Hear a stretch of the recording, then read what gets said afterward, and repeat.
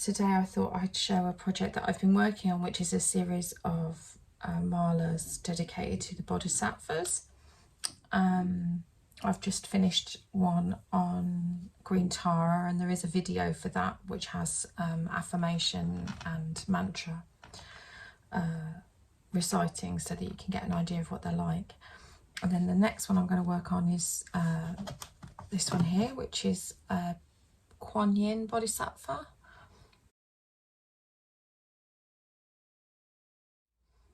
And I've added some gold gilding to it, and then it's had several coats of resin.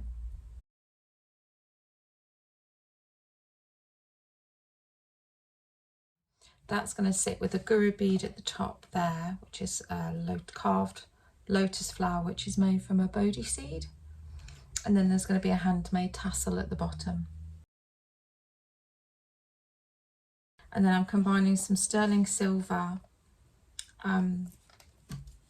in between the beads, and I've got some moonstone, which is this one here, different colours. They're raw moonstone, and they're a matte one as well. They're sort of matte frosted ones. And then I've got a peach aventurine and a clear quartz crystal, and they're the combinations that I'm going to be using along with this rosewood. When you chant 27, you then have a marker, and then you might chant another 27 and then have another marker. So there's 3 markers in total in between the beads. And then the combination of beads can be any, really. As long as it adds up to the 108, you can do whatever design. So I'm probably not going to show you the entire process because I think you'll become bored out of your mind.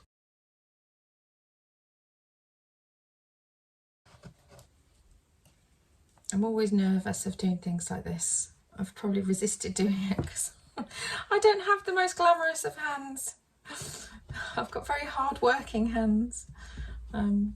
Yeah, so there's no painted nails from me, I'm afraid. You just have to live with it. And occasionally you'll find them covered in ink, usually pigment based, waterproof ink that takes days to get off. Because when I'm not mala making, I like to do Indian block printing.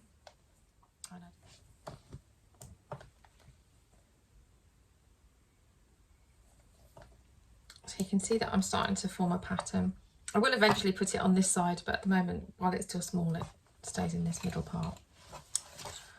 So I'm going for a 3 and then a stone and then another 3 that are wood. Right, so I'm just going to clamp this off and put a little bit more on the other side, just to add another bead in there.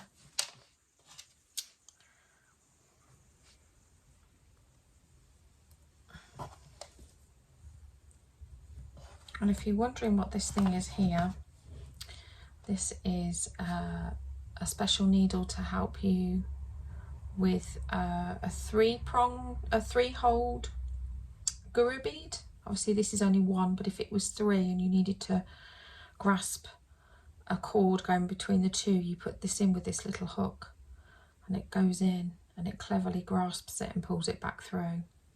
So that's one of the things that I use, but don't need to with this one because it's only got 1 hole. And I'm just going to do this side, do a little bit more work here. So Quan Yin is probably one of my favourite bodhisattvas, and I think a lot of, well, men and women all have this affinity with her. She's the bodhisattva of great compassion, and often someone that we lean into as Buddhist practitioners at times where we want to feel more compassion for ourselves and for others. And we can do a visualization with her energy, and we can chant. And there's lots of ways to chant to her. So sometimes people chant Om Mani Padme Hum, Om Mani Padme Hum. Namo Quan Yin Bo Sat. So depending on where you are in the world, there's a different name for her.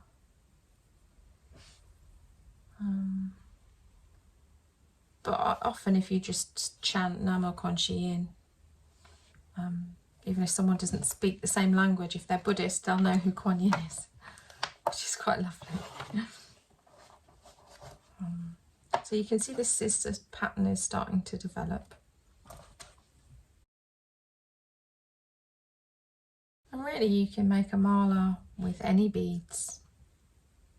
They don't necessarily have to be the same size. And in fact, in some Buddhist traditions, they're different sizes. And people choose beads that they feel an affinity with, or that are a symbol for them in some way. And I think that's really important, that you have to have beads that you feel a sense of belonging with. And it's also important that if a set of beads break, that you don't just discard them. You can have them rethreaded. I rethread them for friends. And you know, we look at, if they've lost a bead, we look at adding a different one. You know, and if you keep a strand of beads over a lifetime, you know, you might keep changing different ones, and just imagine by the end of your lifetime how different they would be, and what they would represent. You know, and if they might represent different, when you break it, it might represent a different stage in your life. It can be quite empowering to change. Obviously, it's a reminder of impermanence as well. Okay, so this is starting to take shape. So I've now just reached the halfway point. So you should be able to see the sort of first sequence that I've done. And I've basically reached the final 2 marker beads there.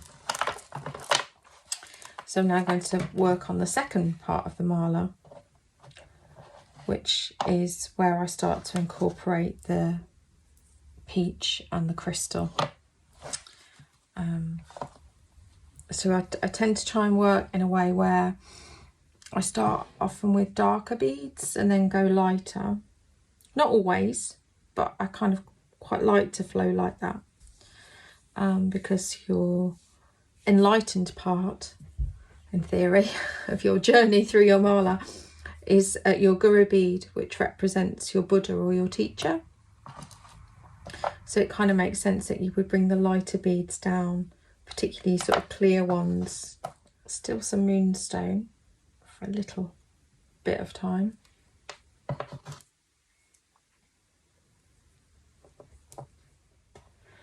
And then when we get to the final 7, that's when we start to bring in the other stones.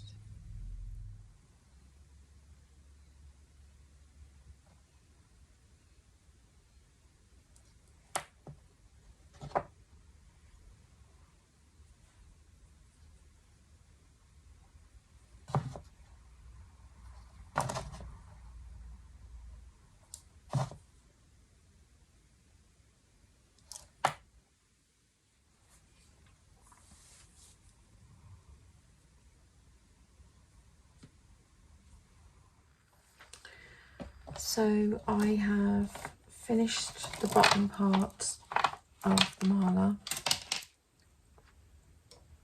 So you can hopefully see the sequence there. So the next task is adding the guru bead. But in between that, I also add a crimp bead to make sure that it stays intact on the wire. So I've just started to finish the last part of the mala. So we've got a stone, a little stone gemstone there, and the lotus flower guru bead. I've crimped in there just to hold that bit together, and then another bead, and there's going to be 2 more crimps here. But first I need to link through to the wire guardian, which is so small I've lost it. Okay, I'll find a wire guardian. I did have one a minute ago. I'm going to pop the wire guardian in, and then we'll have the last part of the mala ready to show you.